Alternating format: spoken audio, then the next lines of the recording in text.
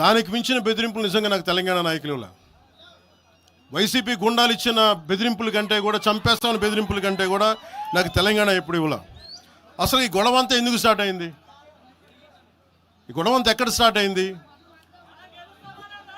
ఒక ఎనలిస్ట్, ఒక విశ్లేషించే వ్యక్తి, ఆయనంటే నాకు గౌరవం, ఆయన మీద నాకు గౌరవం ఉంది, ఆయన తీసుకుపోయి ఓ మీడియాలో మాట్లాడతా అమిత్ షా గారి గురించి మాట్లాడారు. అమిత్ షా గారు నేను మాట్లాడుకున్నామంటే ఆయన విన్నారంటే ఆయన కూర్చొని తప్పుడు మాటలు మాట్లాడితే దాన్ని ఖండించే. నా మీద మనకు మాట అంటే మన జన సైనికులు ప్రతి చోట ఏదో కూర్చొని ఒక కేసులు పెట్టారు కూడా నాకు తెలియదు. తెలిసిన వెంటనే చెప్పాను, అవన్నీ వదిలేనని చెప్పాను నేను. అవన్నీ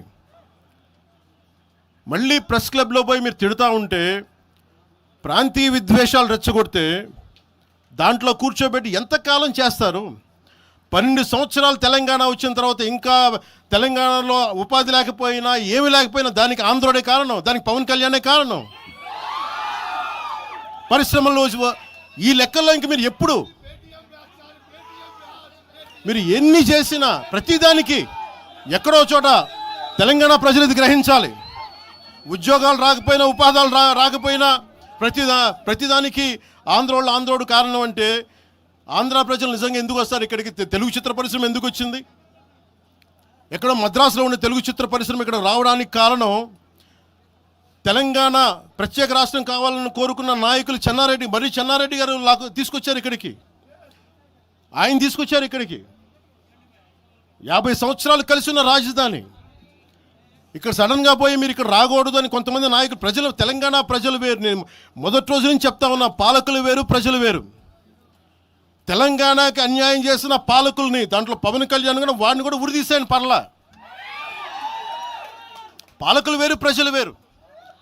మీరు పాలకులను తిట్టుకున్న ప్రజలను తిడితే, విద్వేషాలు రెచ్చగొడితే ఈ దేశం ఎటుపోద్ది? సూరత్లో తెలుగు ప్రజలు ఉన్నారు.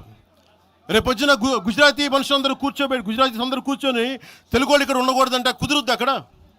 నాందేడ్లో ఉన్న తెలుగు వాళ్ళు, షోలాపూర్లో ఉన్న మన తెలంగాణ తెలుగు వాళ్ళు అందరూ కూర్చోబెట్టి మా మహారాష్ట్రీయులు తిరగబడితే ఏమవుద్ది? దేశం నిలబడద్దా? దేశం ఒకటిగా ఉంటుందా? ఎంతకాలం తిడతారు? ఎంతకాలం?